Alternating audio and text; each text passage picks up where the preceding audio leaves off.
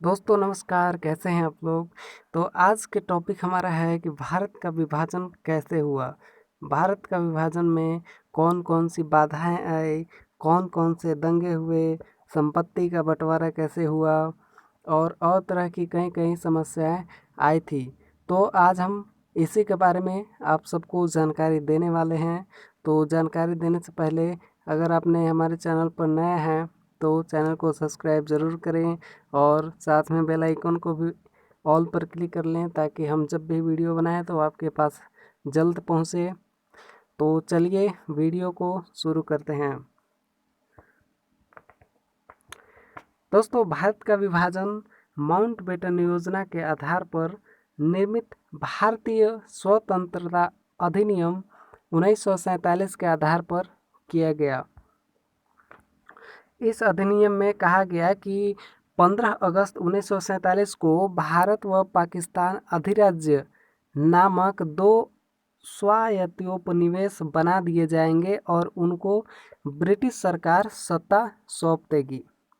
मतलब भारत का विभाजन जो माउंटबेटन योजना के आधार पर जो भारतीय स्वतंत्रता अधिनियम बना था 1947 में, उसके आधार पर भारत का विभाजन किया गया। और इस अधिनियम में कहा गया कि 15 अगस्त को यानी 15 अगस्त 1947 को भारत और पाकिस्तान यानी अधिराज्य दो देशों को स्वायत्तोपनिवेश बना दिए जाएंगे और उनको ब्रिटिश सरकार क्या करेगी, सत्ता सौंप देगी।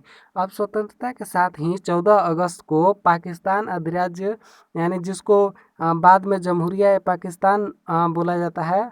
और फिर यहाँ पर आगे देख लेते हैं। और 15 अगस्त को भारतीय संघ, बाद में जिसको भारतीय गणराज्य कहते हैं, मतलब जो हम जैसे हम भारत में क्या भारतीय गणराज्य कहते हैं हमारे जो संविधान को, और यहाँ पर पाकिस्तान में क्या कहते हैं, जमहूरिया ए पाकिस्तान यहाँ पर कहा जाता है।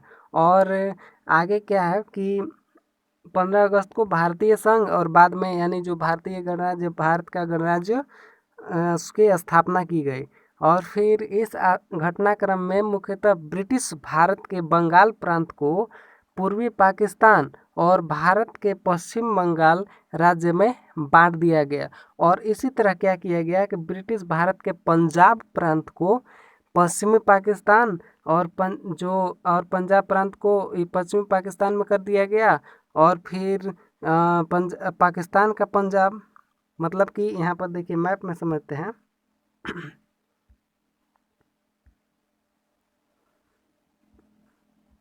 यहाँ पर देखिए, यहाँ पर क्या है कि जो ये पूरा का पूरा क्या है, यहाँ पर देखिए पूरा का पूरा ये क्या है कि यहाँ पर जो बंगाल था पहले, ये पूरा बंगाल था जो ग्रीन कलर है, और फिर यहाँ जो हमारा पश्चिम बंगाल है ये पूरा का पूरा बंगाल में था। तो क्या किया गया कि बंगाल को क्या किया गया कि इसको बांट दिया गया दो भागों में, और दो भागों में बांट दिया गया। तो एक बन गया पूर्वी पाकिस्तान, जिसको 1971 के बाद से बांग्लादेश के रूप में जानते हैं हम लोग, और यहाँ पर हमारा पश्चिम बंगाल है। तो क्या हुआ कि और यहाँ पर ये हो गया, यानी बंगाल को क्या किया गया कि दो भागों में बांटा गया, एक जिसको बोला गया पूर्वी पाकिस्तान और एक को बोला गया हमारा जो भारत देश में शामिल किया गया उसको क्या कहेगा, पश्चिम बंगाल।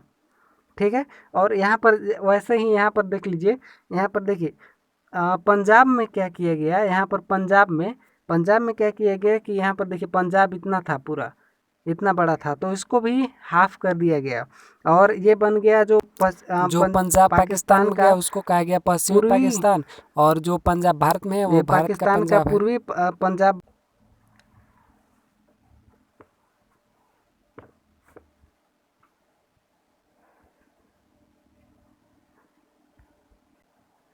अब इसके बाद इसी दौरान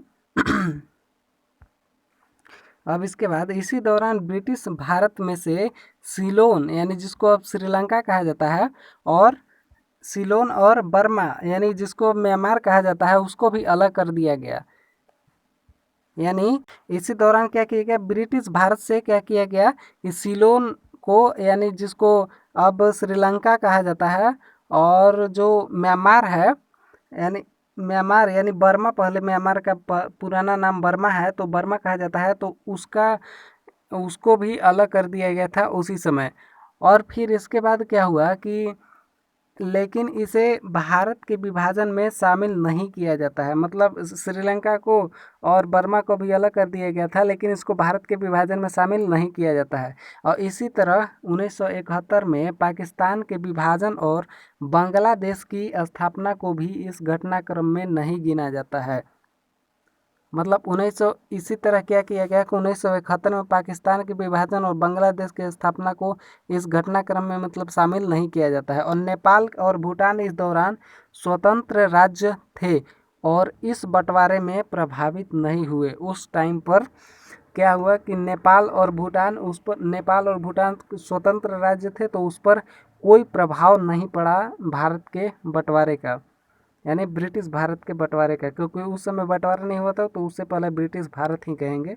तो और यहाँ पर आगे क्या है, 15 अगस्त 1947 की आधी रात को भारत और पाकिस्तान कानूनी तौर पर दो स्वतंत्र राष्ट्र बने। यानी 15 अगस्त 1947 को आधी रात को ही भारत और पाकिस्तान का बंटवारा हुआ और उसी टाइम पर ये लोग स्वतंत्र राष्ट्र बने। और इसके लेकिन पाकिस्तान की सत्ता परिवर्तन की रस्में 14 अगस्त को कराची में की गई। मतलब पाकिस्तान के जितने भी परिवर्तन की रस्में हैं सत्ता वगैरह की, वो सब 14 अगस्त को कराची में की गई। इसलिए क्या किया जाता है कि पाकिस्तान में जो स्वतंत्रता दिवस है वो 14 अगस्त को मनाया जाता है, और हमारा जो स्वतंत्रता दिवस है वो 15 अगस्त को मनाया जाता है। अब देखिए, ये तो समझ गए। अब फिर यहाँ पर कराची में की गई थी ताकि आखिरी ब्रिटिश वायसराय लुइस माउंटबेटन, यहाँ पर एक और जो क्वेश्चन हो जाएगा कि मतलब कोई एग्जाम में आ सकता है, तो यहाँ पर क्या है कि जो आखिरी ब्रिटिश वायसराय कौन थे, लुइस माउंटबेटन, कराची और नई दिल्ली दोनों जगह का रस्मों में हिस्सा ले सके, क्योंकि उनको दोनों जगह मतलब जो नई दिल्ली में भी हो रहा था सत्ता और फिर वहाँ पर कराची में भी हो रहा था, दोनों में हिस्सा लेने के लिए वो क्या किए, पहले कराची में करा दिए और इसके बाद नई दिल्ली में आ गए। और इसीलिए पाकिस्तान में स्वतंत्रता दिवस 14 अगस्त और भारत में 15 अगस्त को मनाया गया। मतलब समझ रहे हैं। यहाँ पर देखिए, मतलब कि पाकिस्तान पहले आज़ाद हुआ, पहले मतलब आज़ाद हुआ दोनों सेम टाइम पर, लेकिन वहाँ की सत्ता क्या की गई कि अलग अलग टाइम पर की गई। पहले कराची में की गई 14 अगस्त को, इसके बाद नई दिल्ली में की गई। और फिर इसीलिए जो क्या है कि पाकिस्तान में 14 अगस्त को मनाया जाता है स्वतंत्रता दिवस और भारत में 15 अगस्त को। अब यहाँ पर भारत के विभाजन से करोड़ों लोग प्रभावित हुए। विभाजन के दौरान हुई हिंसा में करीब 10 लाख लोग मारे गए और करीब 1.45 करोड़ शरणार्थियों ने अपना घर बार छोड़ दिया, बहुमत संप्रदाय वाले देश में शरण ली। मतलब 1.45 करोड़ लोग शरणार्थियों अपना घर बार छोड़कर चले गए और बहुमत संप्रदाय वाले देश में शरण ली। सोचिए कि उस टाइम पर कितनी बड़ी परेशानी हो रही होगी सभी लोगों के लिए, एकदम पूरा भागा दौड़ी चल रहा होगा। तो दोस्तों, अभी तक हमारे चैनल को आपने सब्सक्राइब नहीं किया है तो सब्सक्राइब जरूर कर लें। तो चलिए आगे चलते हैं। यहाँ पर देखिए आगे विभाजन की प्रक्रिया के बारे में जान लेते हैं। विभाजन की प्रक्रिया क्या है, तो यहाँ पर भारत के विभाजन के ढांचे को 3 जून प्लान या माउंटबेटन योजना का नाम दिया गया। मतलब भारत के विभाजन का जो आधार है वो जो प्लानिंग बनाया गया था उसका 3 जून, जिसका नाम रखा गया 3 जून प्लान या माउंटबेटन योजना, मतलब उसी को माउंटबेटन योजना भी कहते हैं और 3 जून प्लान भी कहा जाता है। तो अब आगे देख लेते हैं। अब यहाँ पर देखिए भारत और पाकिस्तान के बीच की सीमा रेखा लंदन के वकील सर सिरिल रैडक्लिफ ने तय की। यानी भारत और पाकिस्तान के बीच की सीमा रेखा किसने तय किया था, तो सिरिल रैडक्लिफ ने तय किया था। सिरिल रैडक्लिफ ने तय की। और हिंदू बहुमत वाले इलाके भारत में और मुस्लिम बहुमत वाले इलाके पाकिस्तान में शामिल किए गए। मतलब उस टाइम पर जितने भी हिंदू लोग थे वो सब मतलब जहाँ पर जिस राज्य में हिंदू ज़्यादा थे उस राज्य को क्या किया गया कि भारत में शामिल कर दिया गया, और जिस राज्य में मुस्लिम ज़्यादा थे उस राज्य को क्या किया, पाकिस्तान में शामिल कर दिया गया। और फिर इसके बाद क्या हुआ कि मुस्लिम बहुमत वाले इलाके पाकिस्तान में शामिल किए गए, और 18 जुलाई 1947 को ब्रिटिश संसद ने भारतीय स्वतंत्रता अधिनियम पारित किया, जिसमें विभाजन की प्रक्रिया को अंतिम रूप दिया गया। मतलब 18 जुलाई 1947 को ब्रिटिश संसद ने क्या किया, भारतीय स्वतंत्रता अधिनियम पारित कर दिया, जिसमें विभाजन की प्रक्रिया को अंतिम रूप, मतलब उस टाइम पर अंतिम विभाजन किया गया। और फिर इस समय ब्रिटिश भारत में बहुत से राज्य थे जिनके राजाओं के साथ ब्रिटिश सरकार ने तरह तरह के समझौते कर रखे थे, क्योंकि आज़ादी से पहले तो कई राज्यों में राजा थे, और उनके साथ जो ब्रिटिश सरकार जो थी, अंग्रेज लोग, वो लोग क्या किए थे कि कई तरह के समझौते कर रखे थे। इन 565 राज्यों को आज़ादी दी गई कि वे चुने कि वे भारत या पाकिस्तान किस में शामिल होना चाहेंगे। मतलब जितने भी राज्य में जो राजा लोग थे वो सबको ऑप्शन दिया गया कि आप अपने इच्छा अनुसार किस देश में शामिल होना चाहेंगे, क्योंकि भारत और पाकिस्तान बट गया था। तो अब उनको ऑप्शन दिया गया कि आप पाकिस्तान में शामिल होना चाहते हैं या फिर भारत में शामिल होना चाहते हैं। तो वे क्या किए कि अपने अपने अनुसार जिस राज्य में जाना चाहें, क्योंकि वो राजा थे तो अब वो राजा की ही चलती है तो अपने राज्य में, तो इसलिए वो लोग क्या किए कि जिस राज्य में उनको मतलब जिस देश में उनको अच्छा लगा उस देश में चले गए। और अधिकतर राज्यों ने बहुमत धर्म के आधार पर देश चुना। मतलब कुछ राज्य जो राजा लोग थे वो लोग सोचे कि हमारे राज्य में हिंदू ज़्यादा है तो हम हिंदू वाले में शामिल हो जाते हैं। और जिन राज्यों के शासकों ने बहुमत धर्म के अनुकूल देश चुना उनके एकीकरण में काफ़ी विवाद हुआ। और यहाँ पर क्या लिखा हुआ है देखिए, भारत का राजनीतिक एकीकरण। अच्छा, विभाजन के बाद पाकिस्तान को संयुक्त राष्ट्र में नए सदस्य के रूप में शामिल किया गया और ब्रिटिश भारत की कुर्सी संभाली। मतलब यहाँ पर देखिए, पाकिस्तान को विभाजन के बाद पाकिस्तान को संयुक्त राष्ट्र में शामिल कर दिया गया, क्योंकि भारत तो था ही।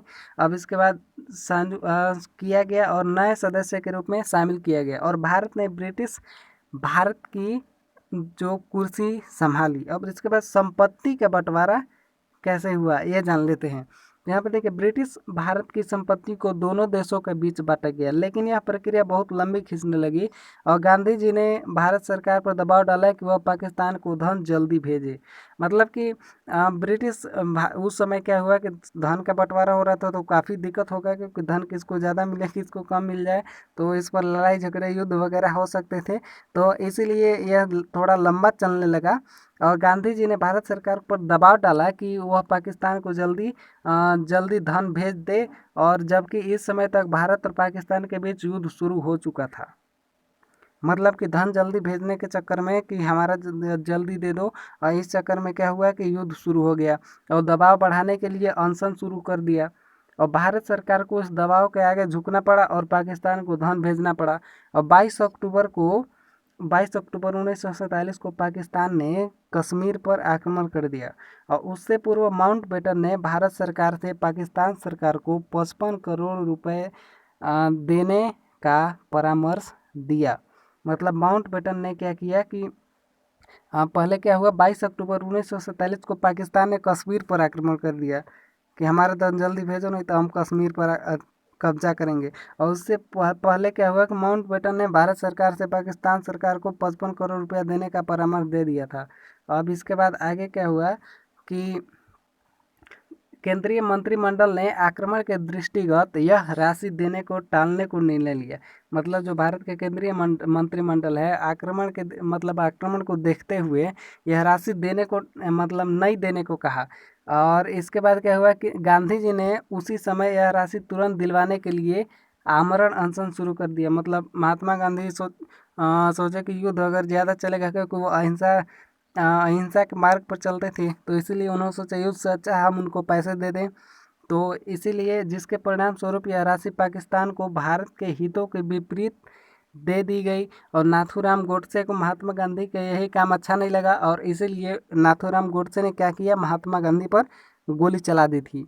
और उनकी हत्या करने का एक कारण मतलब कि महात्मा गांधी ने क्या किया कि उनको पैसे देने के लिए जल्दी जो केंद्रीय मंत्रिमंडल है उनको कहा कि आप पाकिस्तान को क्या करो, जल्दी पैसे दे दो, नहीं तो और युद्ध शुरू हो जाएगा। फिर मतलब उनको लग रहा था कि अभी युद्ध करना ठीक नहीं है, इसीलिए उन्होंने कि पैसे देना ही उचित समझा, तो यही पैसे दिलवा दिया उन्होंने। और यही काम किया हुआ कि नाथूराम गोडसे को अच्छा नहीं लगा और वो महात्मा गांधी पर गोली चला दिए।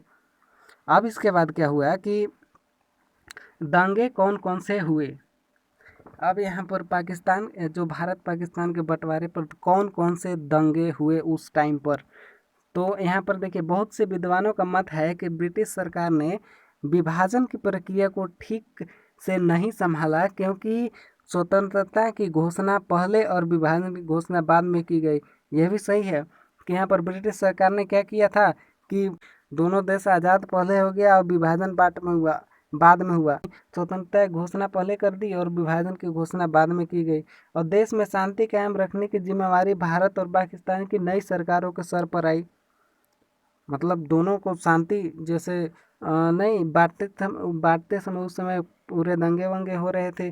तो उसी टाइम पर क्या हुआ कि जो क्या था कि भारत और पाकिस्तान की जितनी भी नई सरकारें बनी थी उस टाइम पर, तो शांति कायम रखने की जिम्मेदारी तो उनके सर पर ही आएगी कि लोगों को शांत किया जाए।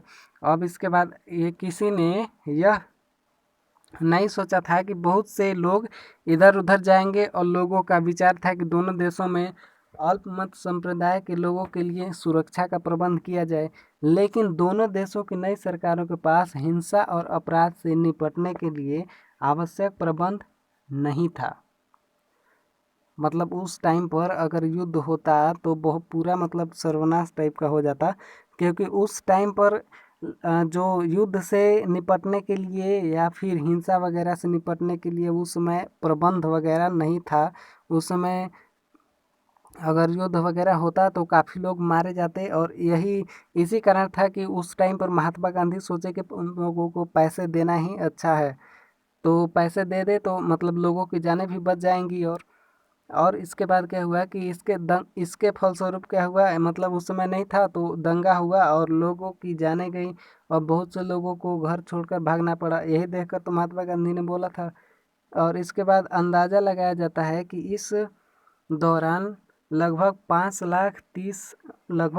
लाख से 30 लाख लोग मारे गए, और कुछ दंगों में तो कुछ यात्रा की मुश्किलों से मारे गए। मतलब जैसे कुछ दंगों में क्या हुआ कि यात्रा की मुश्किलों से भी मारे गए।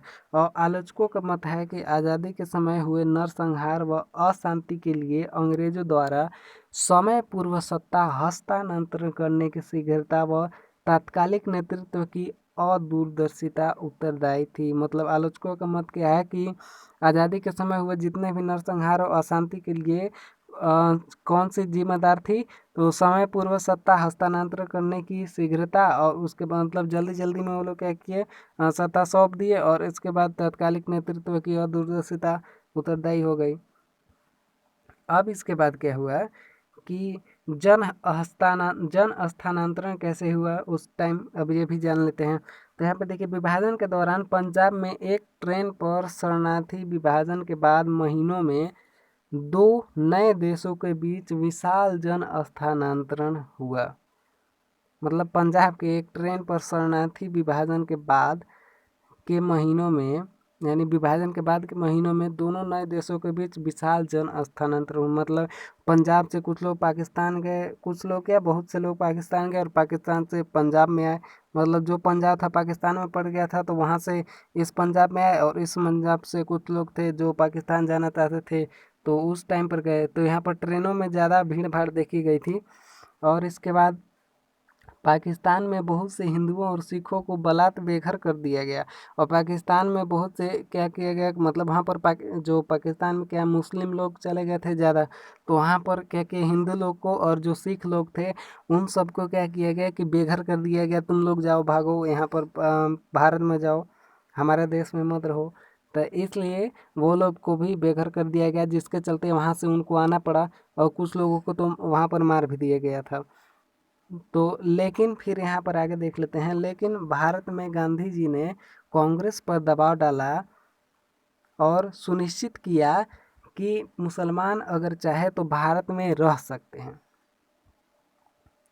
मतलब भारत में क्या किया, गांधी जी ने कांग्रेस पर दबाव डाला, क्योंकि उस समय कांग्रेस की सरकार थी, तो कांग्रेस की सरकार थी तो इन्होंने दबाव डाला कि जो अगर मुसलमान चाहे तो भारत में रह सकता है, ऐसा कोई नियम न बनाया जाए कि यहाँ से मुस्लिमों को भी, मतलब मुस्लिमों को भगा दिया जाए जो भारत में रहना चाहते हैं। तो इस पर दबाव डाला उन्होंने, और इसके बाद सीमा रेखाएं तय होने के बाद लगभग 1.45 करोड़ लोगों ने हिंसा के डर से सीमा पार करके बहुमत संप्रदाय के देश में शरण ली।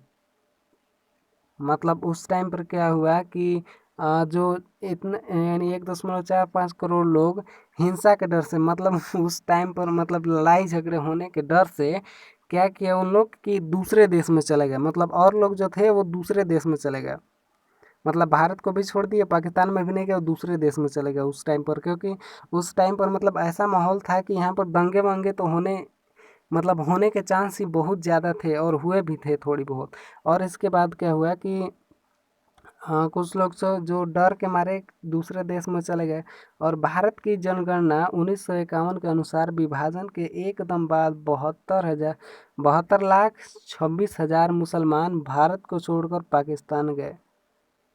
मतलब जनगणना जब हुआ 1951 के अनुसार, तो विभाजन के एकदम बाद क्या हुआ कि 72 लाख 26 हजार मुसलमान भारत छोड़कर पाकिस्तान गए, और 72 लाख 49 हजार हिंदू और सिख पाकिस्तान छोड़कर भारत आए। और इसमें से 78% स्थानांतरण पश्चिम में मुख्यतया पंजाब में हुआ। मतलब सबसे ज़्यादा अधिकतर जो स्थानांतरण हुआ वो पंजाब में ही हुआ, क्योंकि पंजाब से लोग वहाँ चले गए, वहाँ से लोग वहाँ के पंजाब से लोग यहाँ पर आ गए। तो अब यहाँ पर आगे देख लेते हैं अंतर्राष्ट्रीय परिक्षेप्य में विभाजन। तो इसके बारे में जान लेते हैं। यहाँ पर देखिए, अगस्त 1947 में भारत और पाकिस्तान में सत्ता का हस्तांतरण ब्रिटेन द्वारा उपनिवेशवादी शासन को खत्म करने की दिशा में पहला महत्वपूर्ण कदम था। मतलब 1947 में भारत और पाकिस्तान में सत्ता का हस्तांतरण ब्रिटेन द्वारा किया गया था, तो उपनिवेशवाद में शासन को खत्म करने की दिशा में पहला महत्वपूर्ण यह ऐसा मतलब कदम था, और जिसके साथ उसकी अंतर्राष्ट्रीय शक्ति के दूरगामी परिणाम जुड़े थे। मतलब दूरगामी परिणाम जुड़े हुए थे। अब इसके बाद आगे देख लेते हैं। भारत के विभाजन 18वीं सदी में यूरोप, एशिया, अफ्रीका और मध्य पूर्व में किए गए अनेक विभाजनों में से एक है। मतलब भारत का विभाजन क्या है कि 18वीं सदी में यूरोप में विभाजन किया गया था, और एशिया वगैरह, अफ्रीका वगैरह में, तो ये सब में किए गए अनेक मतलब विभाजनों में से एक था, क्योंकि उस टाइम पर विभाजन हो रहे थे। अब यहाँ पर प्राय अधिकांश विभाजनों में जिस तरह विभिन्न धार्मिक समुदायों के बीच जितनी हिंसा हुई, उससे कहीं अधिक हिंसा इस विभाजन में हुई।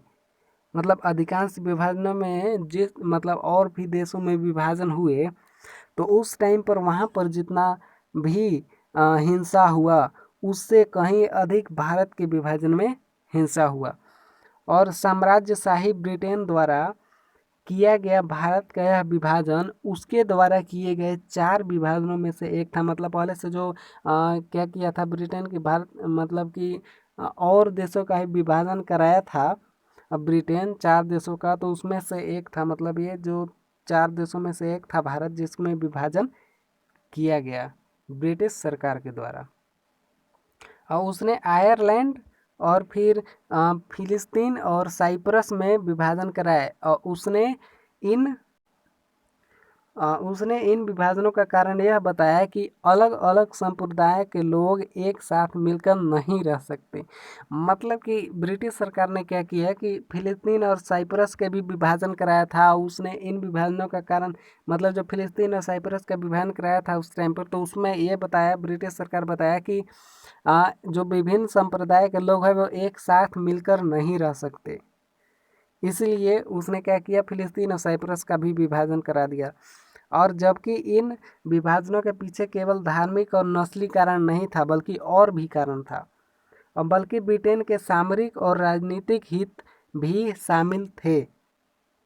यानी वो अपने फायदे के लिए भी विभाजन करा दिया था उस टाइम पर, जिनके आधार पर समझौते के समय उसने अपनी रणनीति बनाई और चालें चलकर विभाजन कराए। वस्तुतः ब्रिटेन की इन्हीं चालों की वजह से ये चारों विभाजन हुए, मतलब ब्रिटेन का भी इसमें बहुत बड़ा हाथ था। तो इतना तो समझ में आ गया होगा, और मिलते हैं अब अगले वीडियो में। अगर आपने अभी तक भी हमारे चैनल को सब्सक्राइब नहीं किया है, अगर वीडियो पसंद आया हो तो सब्सक्राइब ज़रूर कर लें और लाइक वगैरह भी कर लें